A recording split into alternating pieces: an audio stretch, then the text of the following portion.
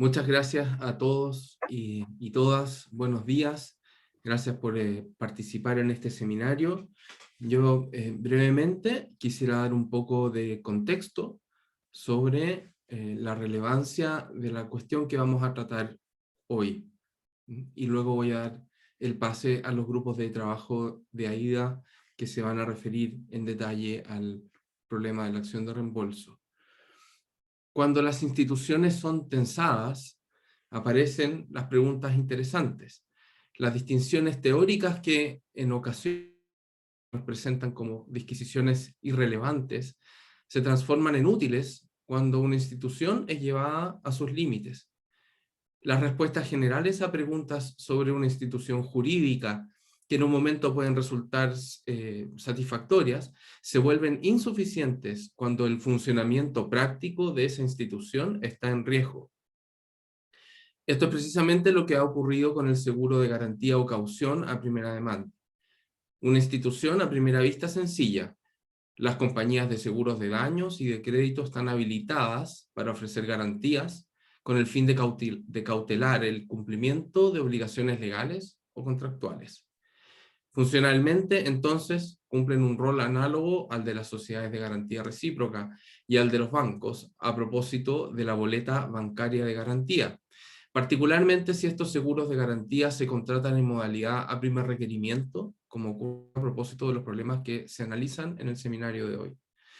Técnicamente, al tratarse de compañías de seguros, ellas ofrecen esta garantía como una forma de contrato de seguro. Usualmente, el seguro cubre el riesgo consistente en que una parte de un contrato, muchas veces de construcción, no lo cumpla fielmente. El riesgo, obviamente, corresponde al mandante o dueño de la obra. Por lo tanto, como se trata de un seguro, y como sabemos, el asegurado es aquel sujeto sobre el cual recae el riesgo, el dueño de la obra toma el rol de asegurado. Pero la peculiaridad de este seguro radica en que el asegurado no es quien contrata o toma el seguro, como es usual, sino que quien contrata o toma el seguro es típicamente el contratista, es decir, el propio sujeto que debe cumplir fielmente el contrato y de quien depende entonces el riesgo del asegurado. En otras palabras, el propio sujeto que puede provocar el siniestro. Una vez que tiene lugar el siniestro, es decir, una vez que tiene lugar el incumplimiento del contrato, el asegurado puede requerir el pago del monto cubierto por la garantía sin necesidad de justificar que el incumplimiento ha tenido lugar, esto es, a primer requerimiento. Esto constituye una peculiaridad respecto del funcionamiento normal del seguro, que, como sabemos, exige liquidación. Si se trata de un seguro de garantía de primer requerimiento, la compañía de seguros paga, en principio sin poder requerir mayores detalles y por supuesto sin poder oponerse al pago. La compañía de seguros posteriormente tiene una acción de reembolso expresamente reconocida por la ley para este tipo de seguro, mediante cuyo ejercicio puede recuperar lo pagado al asegurado contra el tomador del seguro. Si la compañía distribuye el riesgo de incumplimiento en las primas de los seguros que ofrece, probablemente en muchos casos no haga uso de la acción de reembolso, como explicarán más adelante los expertos que nos acompañan hoy.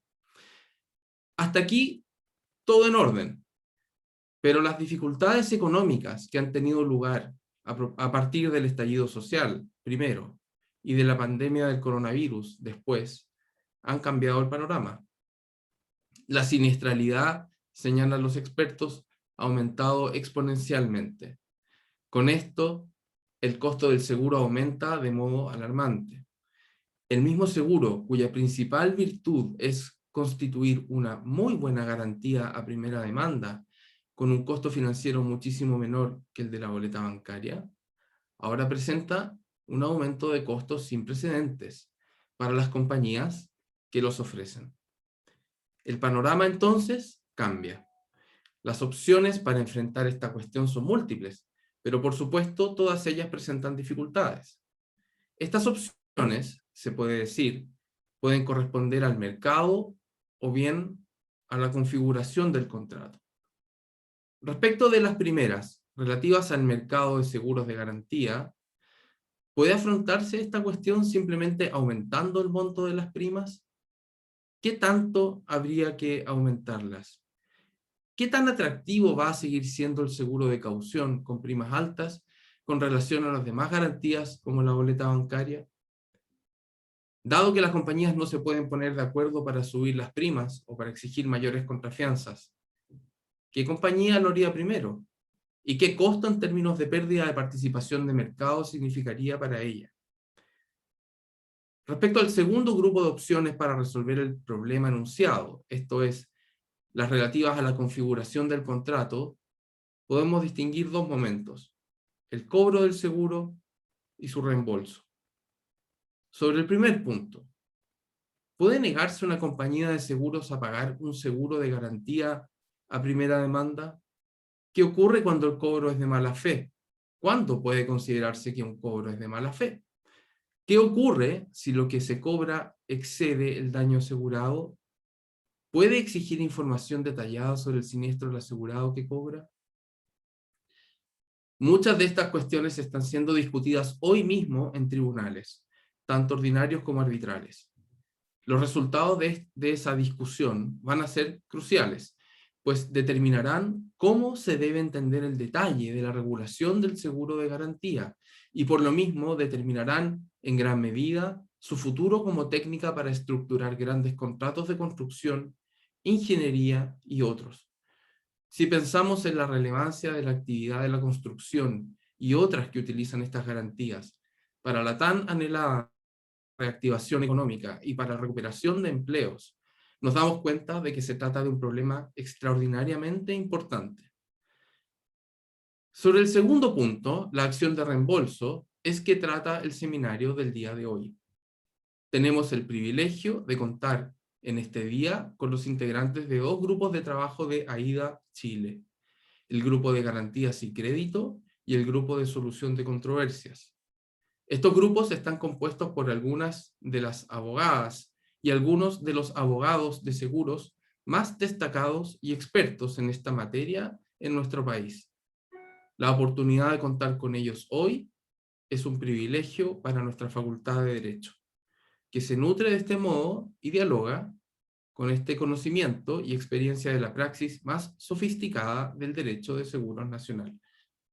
Agradeciendo entonces esta oportunidad, dejo con ustedes a Francisco Artigas, quien preside el grupo de trabajo de seguros de crédito y caución de AIDA Chile. Buenos días a todos. Muchas gracias, Osvaldo, por tu presentación, a ti y a Constanza por aportar la casa de la UAI para esta reunión de estos grupos de trabajo. Muy agradecidos por ese acogimiento. También quisiera saludar en especial a los amigos que nos acompañan desde fuera de Chile. Si bien son reuniones de grupos de trabajo nacionales, nos acompaña, por ejemplo, Marcio Malfatti desde Brasil, Juan Francisco Pérez desde Paraguay, lo mismo de Paraguay también, Suni Benavente. Lo que alcanzo a ver en la primera pantalla. Ahí tenemos cerca de 80 participantes en este momento y se los agradecemos mucho. Vamos a comenzar esta jornada exponiendo primero el grupo de crédito y caución. Lo hará María de la Luz Berg, tocará el tema principalmente y va a motivar a todos los que después quieran participar con preguntas o comentarios. Va a partir entonces María de la Luz comentándonos, dándonos una exposición sobre la acción de reembolso en el seguro de garantía a primer requerimiento, partiendo por definir lo que es el seguro de garantía a primer requerimiento y luego las acciones que tiene el asegurador para reembolsarse de lo que ha debido indemnizar al asegurado. Entonces, por favor, María de la Luz, si puedes comenzar tu exposición. Adelante. Hola, buenos días a todos. Gracias. Perdón, María de la Luz. Debo presentarte más ampliamente, perdón. María de la Luz es abogado de la Universidad Católica. Tiene un MBA de la Universidad del Desarrollo, entonces muy variada su formación. Es hoy día la gerente comercial de la compañía de seguros Porvenir, que es una de las líderes en seguros de garantía en Chile. Fue gerente de la división de garantías de la aseguradora Magallanes, que luego pasó a ser HDI. Fue también, María de la Luz, recientemente miembro del comité ejecutivo de la PASA, APF, la Asociación Mundial de Aseguradores y Reaseguradores de Crédito y Garantía. y es profesora de seguros de garantía de la Escuela de Seguros de Chile. Entonces, sabe el tema. Por favor, María de la Luz. Bueno, gracias Francisco por los honores y gracias Osvaldo por recibirnos acá en la Universidad de Ortivalles y me encanta que haya tanta gente participando, quiere decir que el tema está muy álgido hoy día en este momento. Y antes de partir quiero tomar algo de lo que dijo Osvaldo, que a mí me parece súper interesante y que me parece de especial relevancia y de especial responsabilidad para todos nosotros, que es el hecho de llevar las instituciones al límite. Efectivamente, hoy día estamos viendo que el seguro de garantía se está llevando al límite, quizás por un tema de desconocimiento del mercado, cómo no debe operar, y quizás un poco perdiendo el norte para efectos de materia de seguro. Debe ser siempre, a mi entender y en mi humilde opinión, me escapo un poco de lo que dice, no necesariamente interpreto a todo el comité, pero creo que sí, que es el trato justo al asegurado. Nunca debemos olvidar que somos un seguro y que detrás de cualquier manera de liquidar o no liquidar o respetar las normas de una póliza de seguro, debe ser como la bandera y el principio inicial el hecho del trato justo al asegurado. Y esto de llevar las instituciones al límite puede quebrar ese principio que a mi entender es fundamental. Bueno, vamos a la presentación. Vamos a compartir pantalla.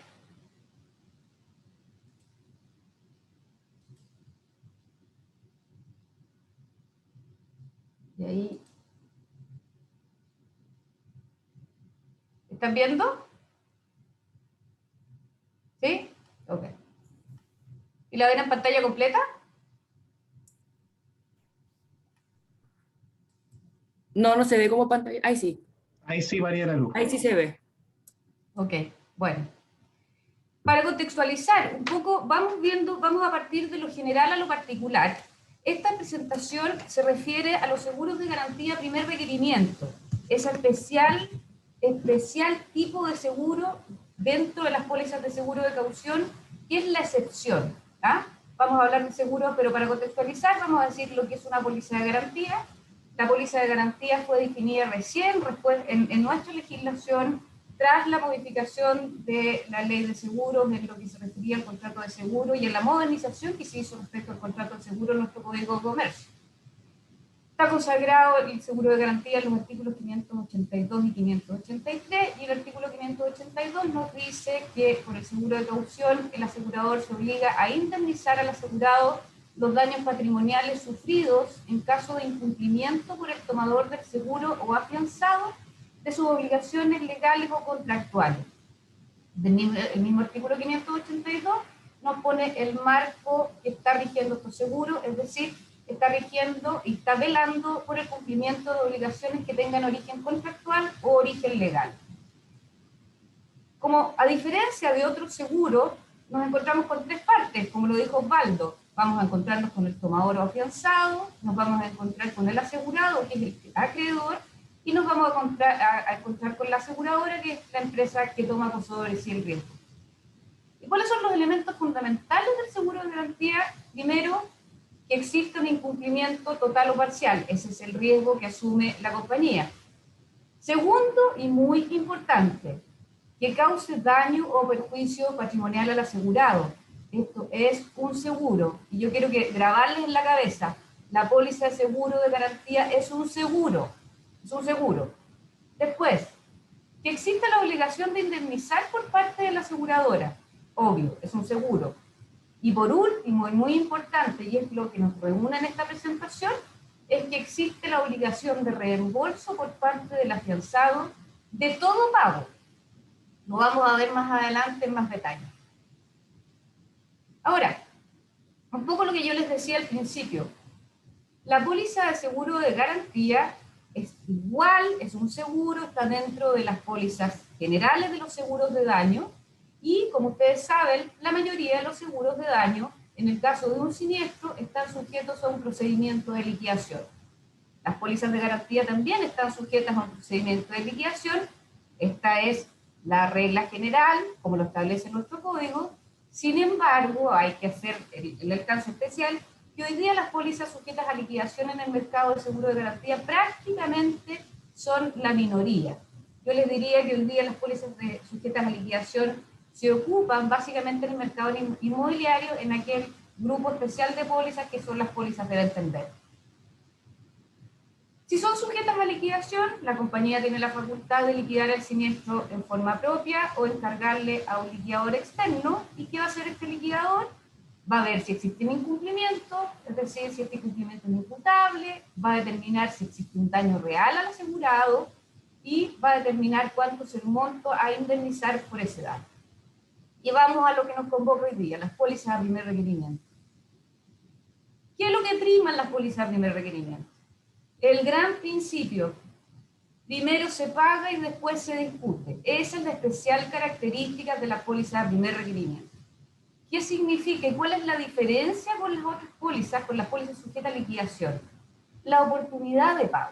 Esa es la única diferencia. El pago en las, bueno, además de otras pólizas, de otras diferencias que podemos entender, pero porque vi a Francisco que puso cara de pregunta. Pero en definitiva es eso. La oportunidad de pago es lo que diferencia fundamentalmente a las pólizas sujetas a liquidación. En estas pólizas el pago es incondicional. No significa que yo no voy a poder discutir, pero discuto después. ¿Dónde están reguladas? Están reguladas en el artículo 583 y es una excepción, el mismo artículo 583 lo dice. Este tipo de seguro podrá ser a primer requerimiento, en cuyo caso la indemnización deberá ser pagada al asegurado dentro del plazo que establece la póliza. Y aquí, importante, podrá es facultativo para la compañía de seguro. La compañía de seguro al suscribir puede entregar este tipo de pólizas, pero si las entrega, debe pagar. El término es imperativo, deberá ser pagada al asegurado dentro del plazo que establece la póliza, sin que la oposición de excepciones pueda ser invocada para condicionar o diferir dicho pago. Ahora, ¿cuáles son los plazos de pago?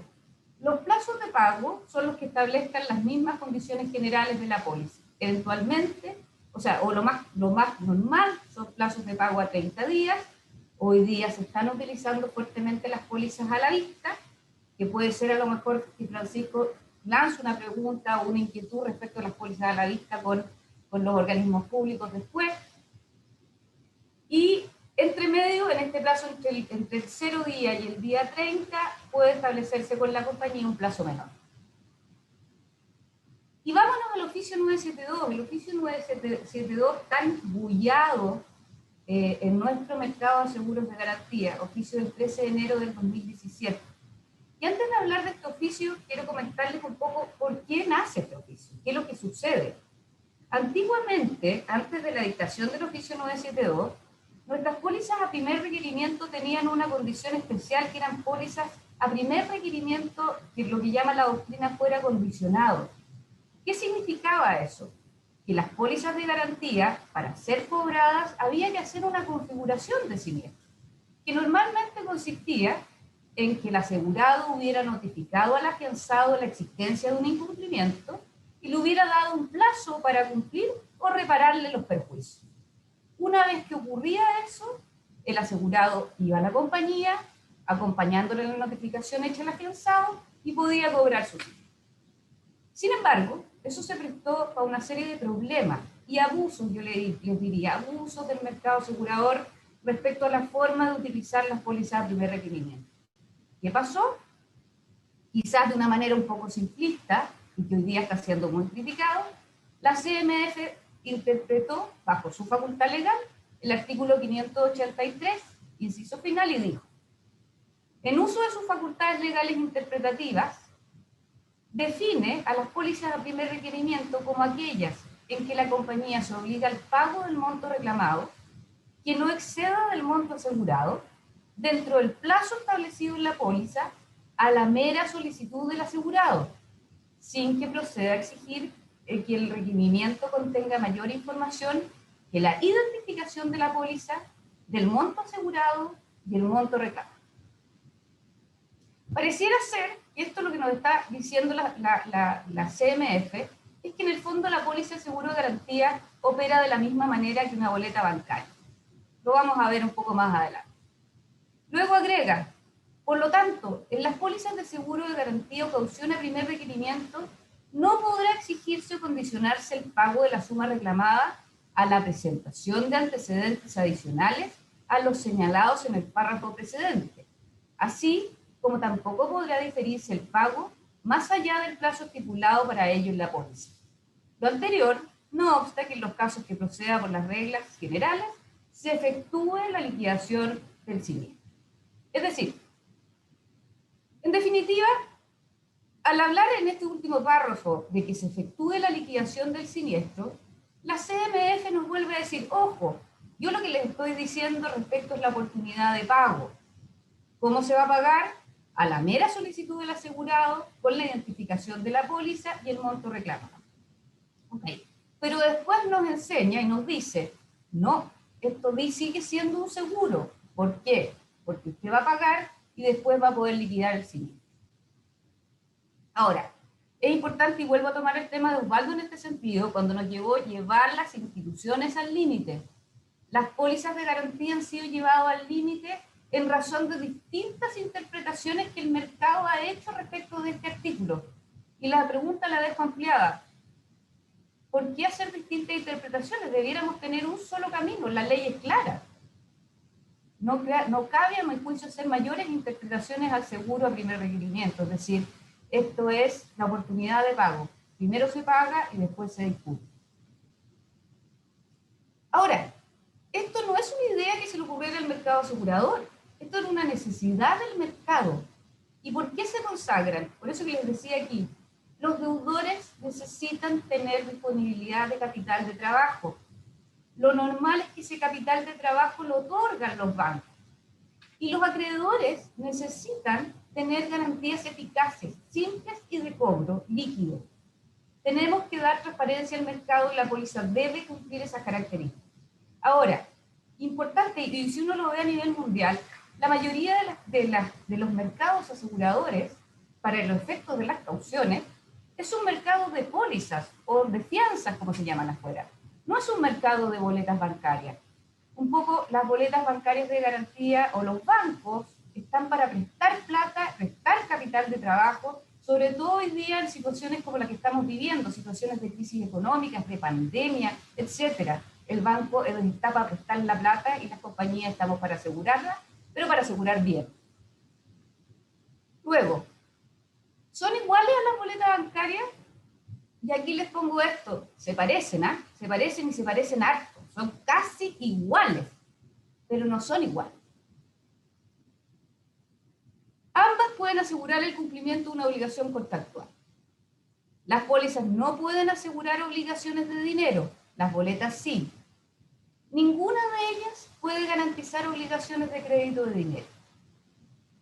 En cuanto a su cobro, la boleta de garantía y el seguro de garantía primer requerimiento se asemejan mucho en cuanto al plazo. Ambas son incondicionales. Ambas pueden ser pagaderas a la vista o a plazo. Asimismo, ambos instrumentos son susceptibles de ser afectados por medidas prejudiciales precautorias. Y aquí hago una especie de paréntesis. Se creía o hay una idea en el mercado que las pólizas de seguro de garantía son más susceptibles de una medida prejudicial precautoria que una boleta. No es así. Ninguna de las dos, la declaración de ninguna de las dos depende de la compañía de seguro ni del banco. Depende de un tribunal que la otorgue o que no la otorgue. Por lo tanto, ambas dos están expuestas al mismo riesgo. Luego, las boletas las emite el banco contra un depósito de dinero que proviene de un crédito otorgado con la evaluación del riesgo crediticio y excepcionalmente con fondos propios. La póliza de garantía solo exige el pago de una prima por parte del tomador, sin contar la compañía del seguro con fondos previamente provisionados por el tomador para hacer frente al pago de la indemnización.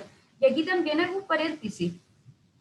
Existe una diferencia fundamental entre la boleta y la póliza. Esa diferencia fundamental también está en la forma en cómo la compañía de seguro analiza el riesgo.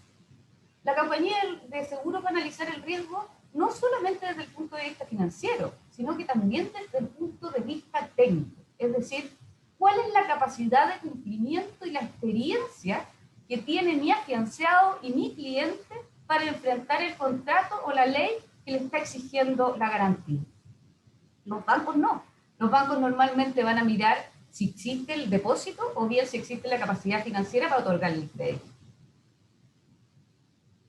5 minutos, me voy a apurar. Bueno, y la principal diferencia y lo más importante, nosotros las pólizas de seguro de garantía son seguros, se rigen por el título 8 del Código de Comercio. Por lo tanto, todos tenemos las obligaciones y deberes que se rigen, que aparecen en esa norma. Derecho del asegurado. Sí, el asegurado tiene el derecho a reclamar el siniestro y determinar el monto a ser indemnizado en la póliza de garantía, pero tiene deberes. Primero, los cobros que requiera deben ajustarse a su pérdida. Se debe aplicar el principio de la indemnización y el incumplimiento debe ser imputable al afianzado. Luego, la aseguradora, una vez que ha pagado, puede acreditar que el pago solicitado por el asegurado no se sustenta en un incumplimiento real o excede el daño efectivo, demandando la restitución de la suma cobrada y eventualmente, bajo las reglas generales, los perjuicios que pudiera haber sufrido a consecuencia de dicho pago. Vamos al derecho de reembolso, y aquí es clave. El derecho de reembolso es incuestionable para la compañía de seguro. La ley lo dice. Todo pago hecho al asegurador deberá ser reembolsado a la compañía de seguro. Todo pago. En consecuencia, una vez pagada la indemnización por el siniestro, nace la compañía el derecho de recuperar la totalidad, más gastos, intereses y a requerimiento que puede ser de carácter amistoso, ojalá, o judicial. ¿Puede el afianzado poner excepciones al derecho reembolsado? ¿Al derecho de reembolso, perdón? No.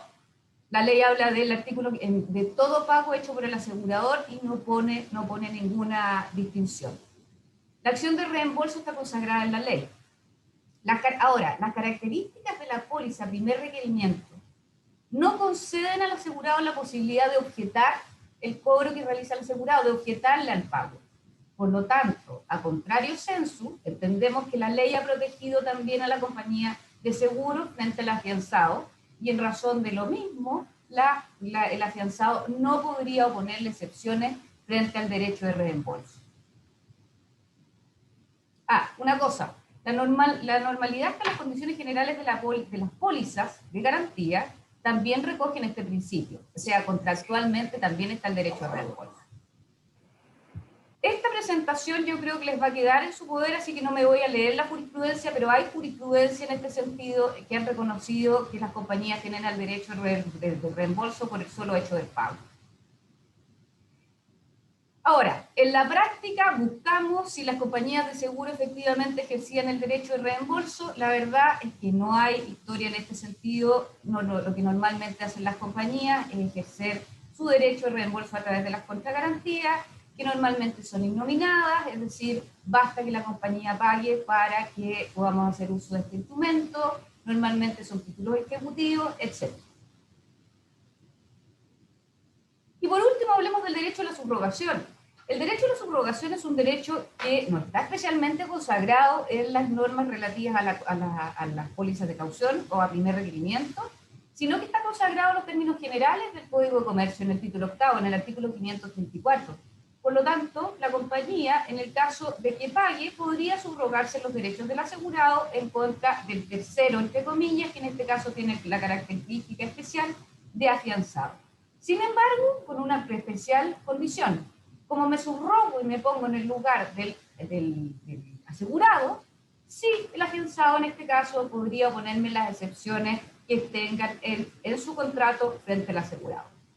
Y no me quiero extender más, y ahí un poco estamos peleando entre asegurado y afianzado. Eso es, y creo que alcancé, Francisco, ¿no? Excelente, María La Luz. Ocupaste perfecto el tiempo y es muy, muy buena tu presentación y gráficamente ayuda bastante a entenderla, así es que se agradece. Voy a contestar una pregunta que formuló Francisco Tarrés, porque más bien es una aclaración. Se refiere a que en una garantía de primer requerimiento sí puede haber una liquidación de siniestro, Eventualmente sí, y sería el caso en que el propio asegurado lo solicite. El propio asegurado podría pedir la liquidación del siniestro de una caución a primer requerimiento. En ese caso, la compañía puede acceder sin problema y habrá liquidación, pero solo con el consentimiento del asegurado. Después vamos a ver otras preguntas que se pueden hacer. Veo que ya hay para María de la Luz.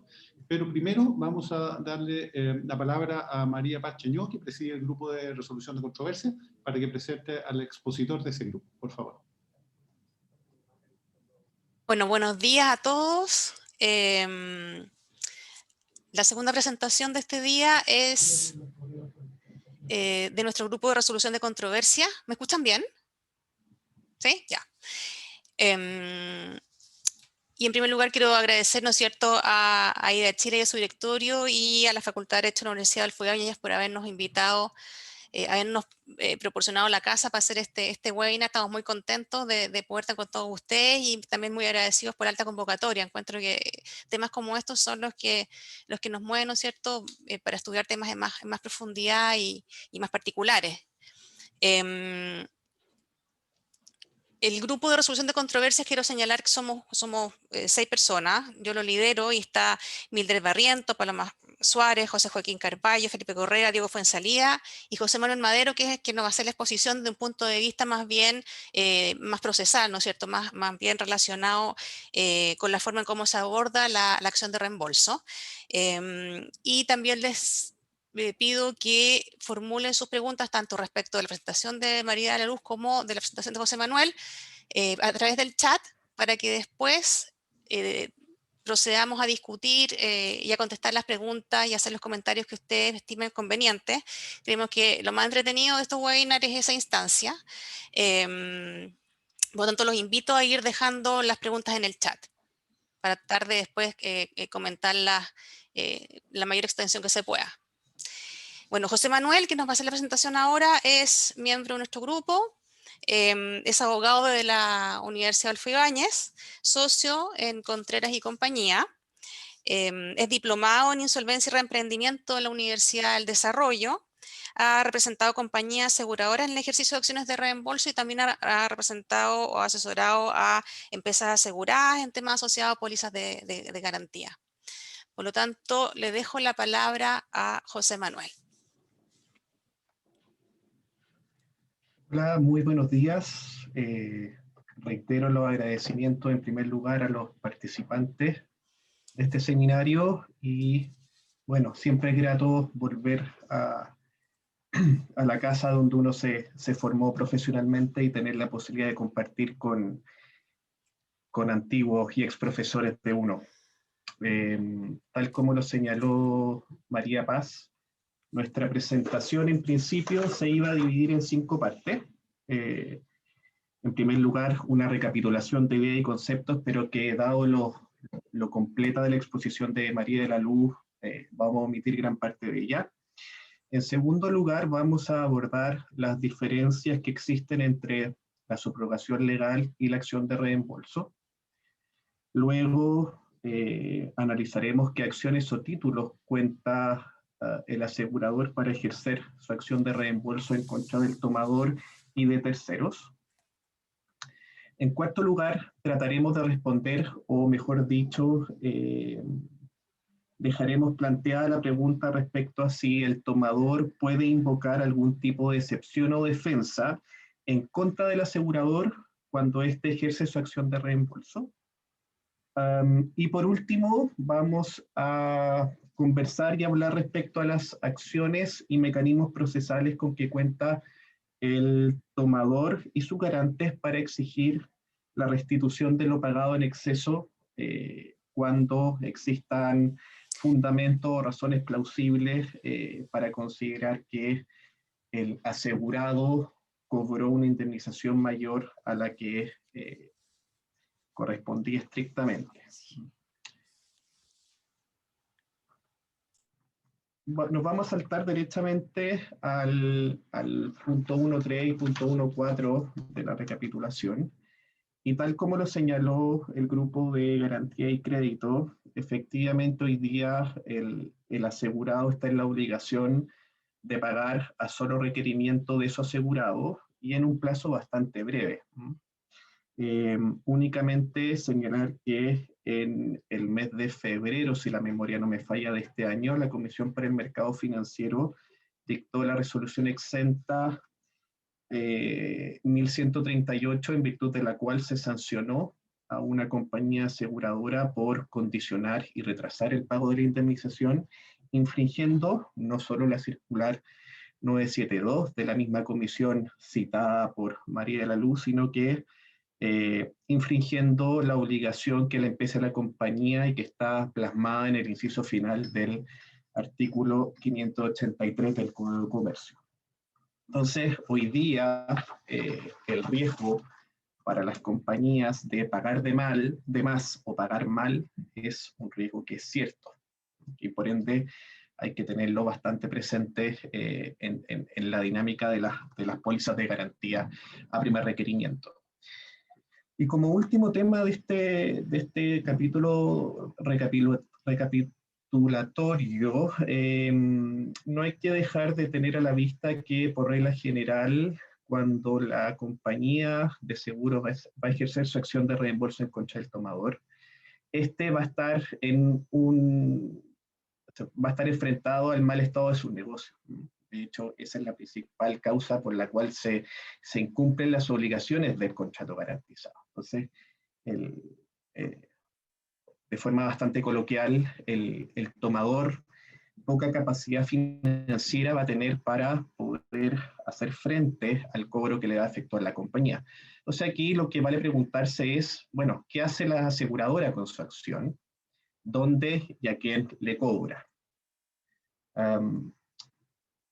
Pasando allá al segundo capítulo de la presentación del grupo de solución de controversia, queremos abordar brevemente algunas diferencias entre la acción subrogatoria y la acción de reembolso.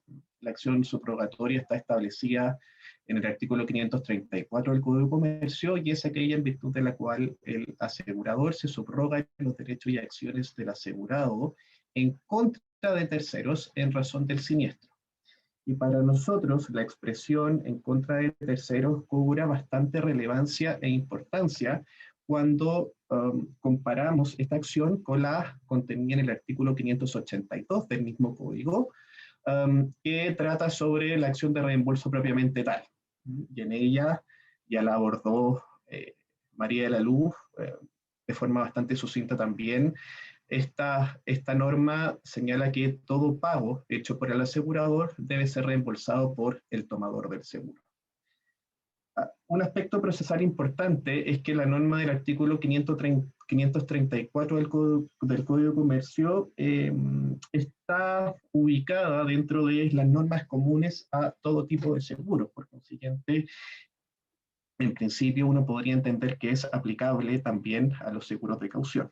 En cambio, la acción de reembolso está específicamente tratada en la sección segunda del párrafo octavo del libro segundo del Código de Comercio, que habla precisamente del seguro de caución. ¿Qué diferencias existen entre una y otra acción? En primer lugar, el tomador o afianzado en una póliza de garantía a primer requerimiento, y que es aquel obligado al pago de la acción de reembolso, no es un tercero ajeno ni al contrato de seguro ni al contrato garantizado. Respecto del contrato de seguro, en primer lugar, es el que contrata la póliza, es el que paga la prima, y por último, es el que tiene el interés material y jurídico que en el evento de producirse un siniestro, el contrato de seguro sea plenamente eficaz y pague la indemnización allí convenida al asegurado. Consecuencia de lo antes dicho, esto es que el tomador y afianzado no es un tercero ajeno al contrato de seguro, es que la doctrina española, que es la que ha tratado este tema desde un principio, señala que la acción de reembolso es una acción propia del asegurador que nace del seguro de caución y por consiguiente no es una acción subrogatoria. Dicho lo anterior, queremos plantearles dos preguntas para que las podamos conversar con posterioridad. La primera de ellas es si el asegurador acaso puede ejercer su acción de cobro en contra del tomador o del codeudor solidario, invocando únicamente el artículo 534 del Código de Comercio. Y la segunda es si, analizado lo anterior, la diferencia entre una y otra acción, es determinar si es que la acción subrogatoria tiene alguna utilidad en este tipo de seguros. En caso de tenerla, bueno, ¿cuál es esa utilidad? En tercer lugar, ahora abordando las acciones o títulos que cuenta el asegurador para ejercer su acción de reembolso, nosotros dividimos el asunto en dos grandes áreas. El primero de ellos, y que es la excepción, es que la compañía de seguros no tenga ninguna garantía adicional para ejercer la acción de reembolso. O sea, lo único que tiene es su finiquito de pago de la indemnización y el derecho que le otorga el artículo 582 del Código de Comercio. Entonces aquí cabe preguntarse, ¿qué acción ejerce la compañía? ¿Una acción de cobro de pesos o una acción en un procedimiento ordinario de indemnización de perjuicio, sustentándola en un incumplimiento ya sea al contrato garantizado o del contrato de garantía? Esas son preguntas que naturalmente surgen en este tipo de discusiones. Y la segunda pregunta es si se aplica o no el artículo 543 del Código de Comercio. Entendemos que esta es que la acción de reembolso finalmente es una controversia que se suscita entre el asegurador y el contratante de la póliza, el contratante que es el tomador y el afianzado. Y se discute precisamente el incumplimiento del tomador en orden a reembolsar lo que la compañía previamente indemnizó. Entonces, hay un incumplimiento de un contrato de seguro y esa discusión se da entre las partes de un contrato de seguro. Entonces, uno podría, analizando la norma en comento, señalar que esta sí es aplicable. Un segundo escenario, que es el más común, me imagino que no solo en Chile, sino también en el extranjero, es que las compañías de seguros, al momento de celebrar el contrato de garantía, le exijan al codeudor una serie de garantías o contrafianzas adicionales para asegurarse el pago de la acción de reembolso. De forma bastante sucinta, diremos que estas son un pagaré propiamente tal, un mandato para suscripción de pagaré, garantías personales de un tercero y también garantías reales. ¿Okay? Y en este escenario donde existen garantías para el cobro de la acción de reembolso, creemos que el artículo 543 del Código de Comercio no tiene ninguna utilidad. ¿Por qué? Porque, en primer lugar, los árbitros carecen de imperio. Y finalmente la compañía se va a ver obligada a ejercer su acción en un procedimiento ejecutivo o bien ya sea en un procedimiento de desposeimiento de la finca hipotecada, ambos que están regulados específicamente en el Código de Procedimiento Civil. Ahora, ¿qué acciones tiene la compañía en contra del tomador o de un tercero? Pues bien, son una acción ejecutiva en contra del tomador y de su codeudor solidario, acción de desposeimiento de la finca hipotecada cuando la garantía otorgada sea una garantía real, y como dijimos hace unos minutos atrás, muy probablemente, como el mal estado de los negocios es un presupuesto base del incumplimiento del tomador, ya sea de las obligaciones del contrato garantizado como del pago libre y voluntario de la acción de reembolso, la compañía se va a ver forzada a verificar este crédito, ya sea en un procedimiento de liquidación o de reorganización concursal, conforme lo establecido en la ley 20.720, y por regla general ese crédito va a ser balista, por lo cual va a estar al final de la nómina de acreedores para el pago. ¿Puede el tomador o el garante, frente a una solicitud de reembolso en exceso o indebida de parte de la compañía de seguros, oponer algún tipo de excepción o defensa en contra de esta? nosotros somos de la opinión que aquí prima siempre el artículo 582. Y expresamente el tomador está obligado a reembolsar todo pago hecho por la compañía a su asegurado, sin que pueda oponer ningún tipo de excepción o defensa, y así de hecho lo dice expresamente el artículo 582 y el artículo 583. De igual modo, el garante, por regla general, se va a obligar en los mismos términos que el tomador. Por consiguiente, esas excepciones no las va a poder oponer porque contractualmente va a haber renunciado a ellas al momento de obligarse como fiador del tomador, del deudor principal de esta obligación. Por consiguiente, a nuestro juicio no son aplicables las excepciones que puede oponer el ejecutado y que están establecidas en el artículo 564 del Código de Procedimiento Civil. Y de igual modo, estimamos que una eventual objeción del crédito en orden a reclamar que la compañía está verificando un monto mayor al debido propiamente tal o que ha pagado indebidamente, creemos que esas causales de objeción no se relacionan con aquellas expresamente establecidas en el artículo 664 de la Ley de Insolvencia y Reemprendimiento, que son la existencia, el monto y la preferencia del crédito.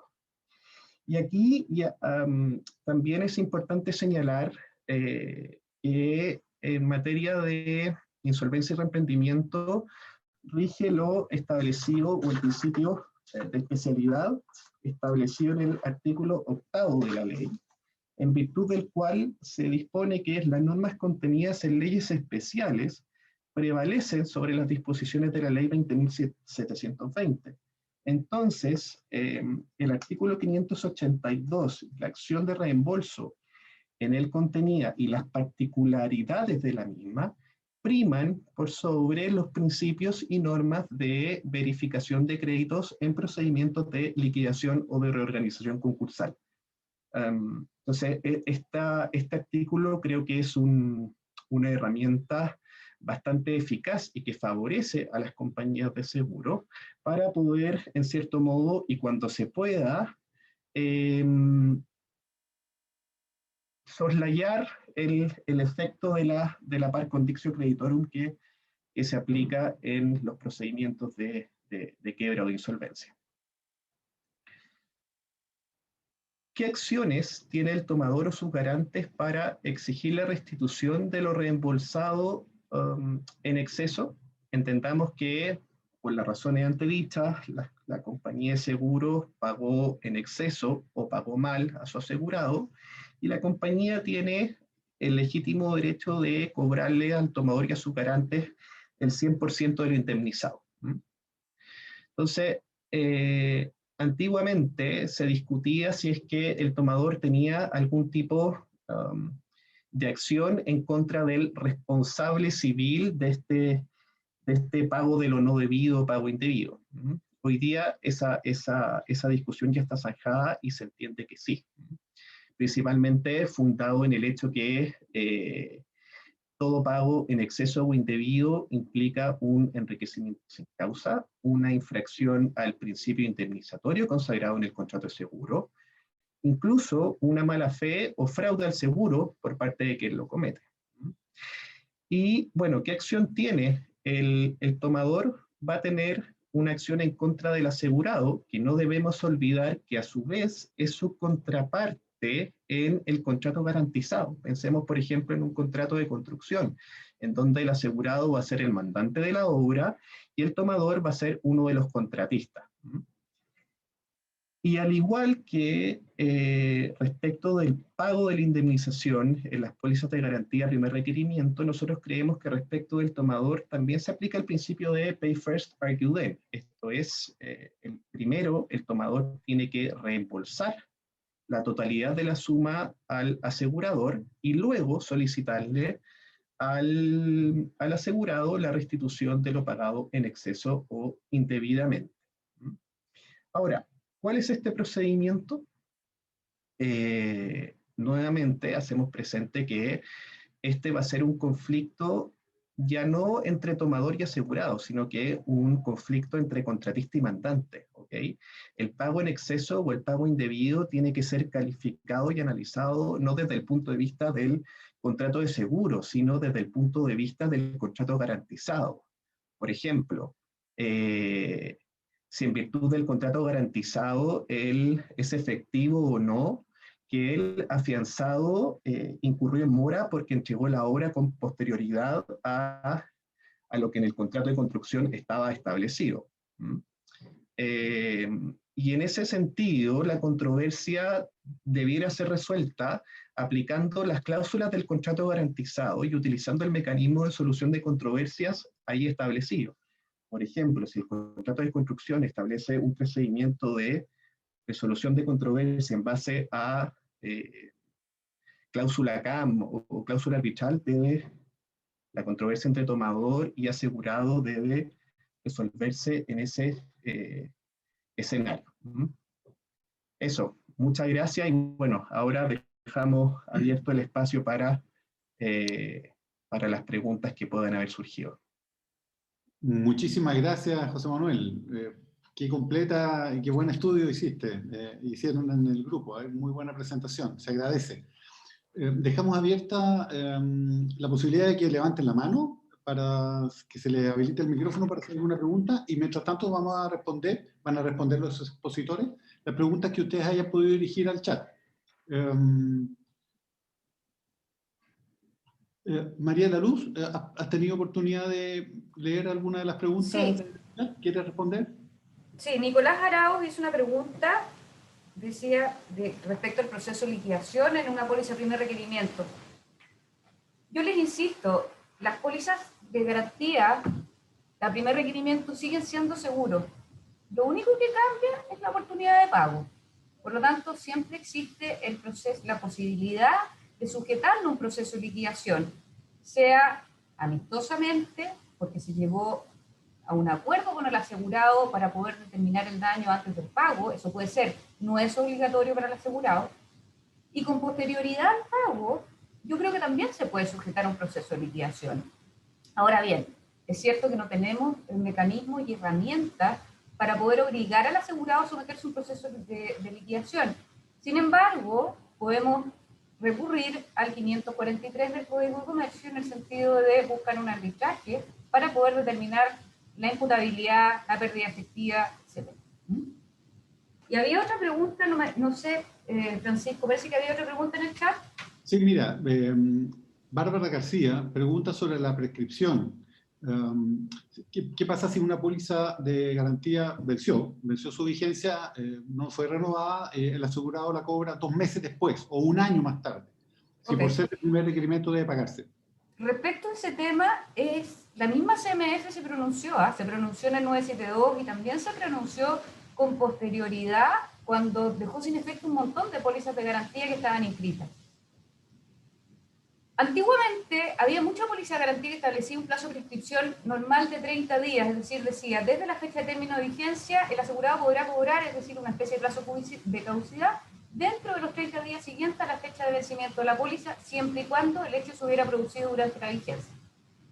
Sin embargo, la Super se pronunció sobre el tema y dijo que todas esas cláusulas en que limitaban el plazo para poder ejercer el derecho del asegurado se tenían por no escritas. Y aplica a esto las normas generales del Código de Comercio, es decir, 4 años desde la fecha de conocimiento ¿cómo se llama? Del hecho asegurado, del incumplimiento del contrato. Ahora, en mi opinión, la única excepción a ese tema es que sigue permando el principio de que debo avisar tan pronto como tenga conocimiento de la existencia del incumplimiento. Es decir, no pueden pasar 4 años y yo supe que el incumplimiento se produjo hace 2 años atrás. Yo creo que la compañía puede excepcionarse el pago frente a una situación notoria de conocimiento respecto a la existencia del incumplimiento del contrato. Perfecto. Entiendo que Carolina Bardiza tiene la mano levantada. ¿Se le podría habilitar, Constanza, el micrófono? Sí, buen día. ¿Me escuchan? Sí. Buen día, muchas gracias. Gracias por las exposiciones. Tengo una consulta en relación a la interpretación del artículo 582 del Código de Comercio. Específicamente, el artículo 582 habla, ¿cierto?, en su uso primero, que, bueno, seguro de caución se refiere en cuanto a el incumplimiento de las obligaciones legales y contractuales, ¿cierto? Y luego habla de todo pago hecho por el asegurador que deberá ser reembolsado. Y cuando ustedes mencionaban que en realidad las excepciones o defensas del tomador no van a poder, ¿ciertos? No serán consideradas, específicamente dice, alegando que no ha existido incumplimiento de las obligaciones garantizadas por la póliza. La duda es la siguiente. Yo entiendo que eso es cuando se está reclamando el contrato de póliza en sí, intentando reclamar que en fondo no se pagó, haciendo o tratando de utilizar la póliza como con exclusiones y demás. Pero ¿qué ocurre si lo que yo estoy reclamando como tomador es que en realidad no existe una responsabilidad contractual por el daño que se pagó por la aseguradora? Es decir, ¿qué pasa si, por ejemplo, la aseguradora pagó un daño que en estricto rigor no tenía, depende del nexo causal que estamos aplicando, la teoría de la causalidad, ¿cierto? Claro, si aplicamos la sine qua non, es muy amplia, pero si nos vamos a las doctrinas un poquito más restrictivas y nos vamos a una causa adecuada, a una teoría de la próxima, en fondo que el daño está fuera de la responsabilidad contractual que debió haber pagado la aseguradora y que el asegurador la pagó. ¿Qué ocurre en ese caso? En ese caso, ¿estaría dentro del concepto de debe pagar, no se va a poder defender el tomador? ¿Se considera todo daño o ese todo daño está dentro de la medida que se considere que es responsable contractualmente? No sé si se me entendió la consulta. Muchas gracias. Sí, es clara la consulta. María de la Luz. Muchas gracias. Gracias, Carolina. No, la verdad que yo no te entendí mucho la pregunta. Francisco, si puedes Sí, responderle tú, dale. Lo que entendí, nos corrige Carolina. Perdón, ¿cómo? Nos corrige... Carolina. ¿Carolina? Ya. Sí, yo. Nos corrige Carolina si estamos equivocados, pero entendí que el afianzado podía no ser responsable, no ser imputable a él el incumplimiento del contrato. Si en ese caso igual debía pagar la compañía. Esa es la pregunta, básicamente. En realidad, ¿qué pasa si la aseguradora pagó un daño que en estricto rigor no era imputable al tomador porque no estaba dentro de su responsabilidad contractual, sino la tenemos solamente el inciso primero 582? Porque nos podríamos salir de eso aplicando un nexo causal. O sea, sí, no, sí está claro. Y ahí, Francisco, no sé si puedo... María Paz. Sí, dale. A ver, aquí hay una norma clara, ¿no es cierto? La compañía de seguro debe pagar, eso está claro, pero a la compañía de seguro se le debe reembolsar todo pago. ¿Quién le debe reembolsar todo pago? El tomador afianzado. Ahora bien, si ese tomador afianzado considera que no debió la compañía haberle pagado al asegurado, nosotros creemos que ya es una acción que debería utilizar el tomador afianzado en contra del asegurado, que es su acreedor, que ya recibió el pago, alegando un enriquecimiento sin causa o una acción de ese tipo. Pero en el fondo, si tenemos que recordar aquí, también pensábamos que el asegurado, ¿no es verdad?, recibió un pago que no era debido y como asegurado, ¿no es cierto?, debe responder de obligaciones propias del asegurado. Porque recordemos que un seguro tiene, aquí el principio indemnizatorio rige. Bueno, también la compañía de seguro podría exigirle, ¿no es cierto?, al asegurado en la restitución por un enriquecimiento sin causa. Pero dentro de lo que es el cumplimiento del contrato de seguro, creemos que lo que debería suceder, ¿no es verdad?, es que una vez que la compañía le pagó al asegurado, el tomador le reembolsa a la compañía lo que la compañía pagó. Como segunda capa, veamos cómo se resuelve ese pago indebido al asegurado. Puede ser que la compañía le solicite este pago no debido si es que en definitiva considera que existió ese pago indebido, o puede ser que el asegurado también lo pueda hacer. O sea, ya es como una segunda escala de decisiones.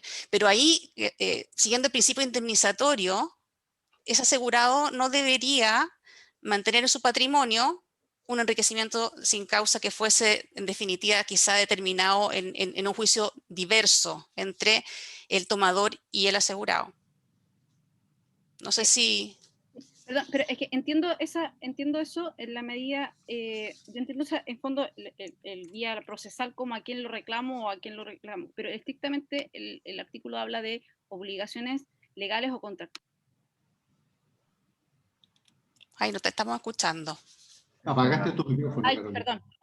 En ese sentido, perdón por lo insistente, pero quiero preguntar. En ese sentido, el inciso primero habla de las obligaciones legales o contractuales. Entiendo que la contractual, el inciso segundo se refiere al seguro en sí, pero el inciso primero se refiere al contrato entre el contrato asegurado. Sí. Eso lo entiendo yo.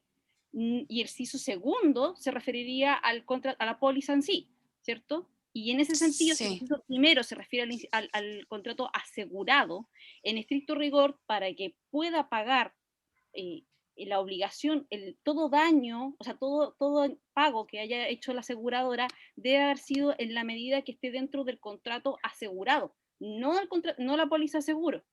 Y en ese sentido, luego ahí tiene la defensa, entonces en el fondo las defensas son, por eso le digo, son un poco distintas si uno lo mira, depende de qué contrato estamos hablando. Perdón, Sí. es que yo soy jurista y me estoy metiendo en la parte de seguro, entonces por eso tengo esas mañas y esas preguntas un poquito más distintas, puede ser. Oye, yo creo hay varias preguntas que están todavía, a lo mejor podemos darle a la Carolina nuestros correos electrónicos y se las respondemos por dentro, para que podamos llegar con lo otro. Ok. Sí, por supuesto. Muchas gracias. Yo dejo mi correo en el chat. Gracias. María de la Luz, ¿quieres responder alguna de las otras preguntas del chat? Déjame ver, no sé si le contestamos. Jocelyn, María de la Luz, en este sentido, ¿operaría el agravamiento del riesgo? Sí, yo creo que opera el agravamiento del riesgo. O sea, en el fondo, les insisto, yo creo que este es un seguro y se aplican todas las normas del seguro y lo único que cambia es la oportunidad para poder hacer la investigación o la discusión. Nicolás dice, buen día, considerando el eventual mal estado de los posibles negocios, problemas de solvencia, ¿qué posibilidad hay que la compañía de seguro pueda ejercer las acciones directas en contra del asegurado luego el proceso de liquidación que determina haber pagado mal o en exceso? Todas. También lo discutimos, si bien no hay norma expresa dentro de la regulación de las pólizas de garantía. Sin embargo, creemos que se hace aplicable aquí los mismos derechos que en la legislación normal. La compañía podría ejercer acción directa en contra del asegurado por un mal cobro de la garantía. Francisco, estoy en lo correcto, no sé si me equivoco. Sí, está bien. Perfecto. Después dice Alexis Astudillo, hola a todos, para el caso de una póliza de primer requerimiento cobrada en exceso por el asegurado, ¿estiman viable ejercer simultáneamente posterior al pago una acción de reembolso en contra del afianzado y por otra parte una acción de cobro indebido por el exceso dirigido al asegurado? Yo creo que sí, pero en el fondo habría que pensarlo bien cuál es la estrategia que se puede seguir y si no, una no va a empeorar a la otra. Ya. Francisco Terrés. En el caso de Alexis, perdón, no debería prosperar ambas, porque si no habría un enriquecimiento sin causa para la compañía de seguro. Sí. He escuchado que antes del... Francisco Tarres. Perdón, hay dos manos levantadas hace rato, Jorge Soto y Francisca Román. Eso sí, Francisca Román hace mucho rato. Quizás, sí, ¿se le puede abrir el micrófono o puede abrirlo ella, Francisca? Hola, gracias Francisco. ¿Cómo están? Bueno, gracias a la María de la Luz y a José Manuel por las exposiciones. Yo solo quiero ordenar mi cabeza conceptualmente. La María de la Luz bien dice, el seguro de garantía es un seguro. Y complemento simplemente es un seguro de daño. Y como seguro de daño, nosotros todos estaremos más o menos de acuerdo que por lo tanto la obligación de pago que emana para la compañía es una obligación condicional. ¿Condicional a qué? Condicional a que se cumplan las condiciones de cobertura. Aquí estoy siendo más o menos teórica, digamos, y simplemente para ponerle las categorías como conceptuales correctas. Sin embargo, si lo que nosotros escuchamos aquí hoy día es correcto en nuestro razonamiento, y es que la compañía requerida de pago en una póliza primer requerimiento nada puede hacer, ¿ya? Y debe pagar. Lo que ocurre en realidad es que la obligación de la compañía muta y deja de ser una obligación condicional y pasaría a ser conceptualmente una obligación a plazo. Si es una obligación a plazo, entonces, digo simplemente porque aquí hay que decidirse por un camino u otro, creo yo. Si es una obligación a plazo, entonces, lo que uno no puede hacer bajo ningún respecto es poner ninguna limitación al pago. No puedes invocar agravamiento del riesgo, no puedes disminuir proporcionalmente los montos que pagas al asegurado, no puedes hacer ninguna de esas cosas que aquí entre todos parece que razonablemente nosotros decimos que podríamos hacer, ¿ya? Porque parece razonable hacerlas. Todas esas cosas solo podríamos hacerlas en la medida que entendiésemos conceptualmente, de nuevo, aquí no, es más, no quiero tener una respuesta, como simplemente estoy planteando una cuestión más bien teórica de la que uno desprendería consecuencias prácticas. Si en cambio nosotros admitiésemos que podemos aplicar agravamiento del riesgo, que pudiésemos, ¿no es cierto?, hacer pagos proporcionales a las pérdidas, que pudiésemos denegar coberturas frente a casos evidentes, ¿no es cierto?, en que no se cumple, por ejemplo, la imputabilidad del incumplimiento que se requiere. Entonces, tendríamos que admitir que la obligación de pago que emana de la póliza de garantía, sea a primer requerimiento o no, sigue siendo una obligación condicional. Y no a plazo. Creo yo nomás, digamos, y eso es lo que me gusta plantear. Francisca, yo creo que diste en el clavo. Diste específicamente en el clavo. Estas pólizas son una excepción. Y la especial excepción se refiere a la forma de pago. El pago es incondicional y después se discute. No deja de ser un seguro. El pago sea incondicional y otra cosa es que la obligación nazca con el denuncio, que es propio de una obligación a plazo. ¿Cachai? Cuando a ti te denuncian una póliza en cualquier seguro de daños, nace para ti una obligación condicional de pagar. ¿Condicionada a qué? A que aquí se es cumplan... incondicional. Aquí es incondicional. Por lo tanto, desde la fecha del requerimiento o desde la fecha de la configuración se produce el plazo que te establecieron las condiciones generales de la póliza. Perdón, ya, ahora, es que lo que dice la Francisca... ¿Cómo uno justifica, por ejemplo, que disminuyes el monto el monto pagadero si adviertes con los antecedentes que tiene, por ejemplo, que puedes disminuir la pérdida? No puedo disminuir la pérdida. Esa es mi opinión, ¿eh? No ya, puedo sí, disminuir la pérdida. Discuto, si yo estoy segura de que me están pasando gato por liebre, la oportunidad es posterior. Perdón, ¿puedo decir algo? Es que la obligación condicional de que habla la Francisca es un elemento esencial del contrato seguro. Yo también creo. Es esencial. Entonces, pero no sigue siendo, perdona, te interrumpí. No, sí, es que déjame terminar la idea, porque ahí está la disyuntiva. Es una condición esencial del contrato de seguro. Y por otra parte tenemos estas condiciones especialísimas en el seguro de caución. Creo que el seguro de caución es un seguro bastante híbrido. Si bien responde a muchas características del contrato de seguro, también responde a muchas características del contrato de fianza o caución per se. Y esas dos condiciones o características se superponen. Por tanto, bueno, y ahí están, ¿no es cierto?, todas las discusiones que hemos tenido en este webinar y podremos tener millones. Pero creo que si bien es un seguro, no responde a esa condicionalidad, como que le falta ese elemento esencial, porque estoy contigo. Yo creo que el asegurado va y cobra. Como tú bien dices, se discute después. Por tanto, no puedo estimar el agravamiento del riesgo, ni puedo hacer un montón de cosas que podría hacer en un seguro normal. Por en ese sentido estoy de acuerdo con la mayoría de la luz. Pero también le encuentro razón a la Francisca en cuanto a que esa condicionalidad es un elemento esencial del contrato de seguro. Y ahí tenemos, ¿no es cierto?, esta discusión y esta forma en cómo, en definitiva, el contrato de caución se ha tomado para darle una segunda respuesta a las boletas de garantía y para facilitar, ¿no es cierto?, la contratación la contratación en general que requieren de una fianza. Por tanto, como requerimiento comercial de una respuesta del mundo del seguro, hay que tomarla con precaución, porque en el fondo no podemos pedirle a las compañías que financien las garantías de los afianzados, digamos. Oye, Yo simplemente quisiera Jorge, agregar dos cosas. ¿ah? Jorge Soto, perdón, Francisca, Jorge Soto quiere hacer una pregunta hace mucho rato. Por favor, No, Jorge. pero que terminen el punto. Es que el punto que iba a plantear yo, pero si quieren lo... ¿Soto? ¿Sí? Bueno, Francisca. Dos cuestiones que o sea, no son definitorias, simplemente que se me vienen a la cabeza. Creo que yo estoy con la María Paz. Siempre creo que la condicionalidad es un elemento de la esencia del seguro y creo que eso no puede cambiar simplemente porque este sea un seguro de garantía y tenga una modalidad especial. Ahora bien, sin duda el que sea primer requerimiento, algo tiene que cambiar las cosas, digamos. O sea, uno no puede desconocer que nada cambie. Ahora, ¿qué es lo que cambia? Si no cambia la modalidad de nacimiento de la obligación, probablemente quizás lo que cambie es la facultad de determinabilidad, si tú quieres, de la pérdida. ¿Ya?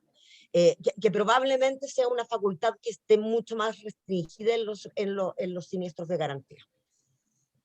Oye, perdón que interrumpa, pero de la UAI, nuestra casa que nos acoge hoy día, nos dicen que están prontos a cerrar, porque se ha cumplido el tiempo. Nos queda la única posibilidad de darle la palabra al otro expositor, que es José Manuel, que además está levantando la mano, y con él vamos a cerrar. José Manuel. Gracias. Sí, un poco complementando lo que dice Francisca y María de la Luz, yo creo que aquí hay que distinguir y tener siempre presente que estamos hablando de póliza a primer requerimiento. Por consiguiente, si es que nosotros analizamos las facultades que tiene la compañía de seguro en el inciso segundo del artículo 583, personalmente creo que esas facultades o derechos no son aplicables en póliza a primer requerimiento. Sí son aplicables en pólizas sujetas a procesos de liquidación. Por consiguiente, no dejando de lado que el contrato de seguro siempre garantiza una obligación condicional. En el caso de las pólizas de primer requerimiento, pareciera acercarse más a que es un tema de una obligación a plazo. Eso nomás quería decir. Comparto la opinión de José Manuel y bueno, vamos a cerrar. Esperamos que Carolina Verdiza nos envíe su correo para tratar de responder y si es posible vamos a hacer extensiva esa respuesta a los demás participantes. Vemos que hay una inquietud y un interés muy grande por este tema en los dos grupos de trabajo, muchos participantes queriendo además dar su opinión o haciendo preguntas. Espero yo que podamos organizar otra reunión de estos grupos de trabajo para estos y otros temas relacionados. Muchas gracias a todos por la participación. Felicitaciones a los expositores, María de la Luz, Jorge.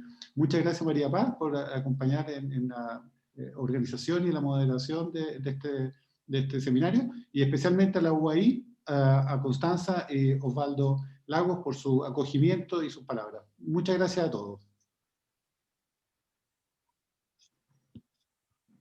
Gracias, Francisco. Muchas gracias a todos.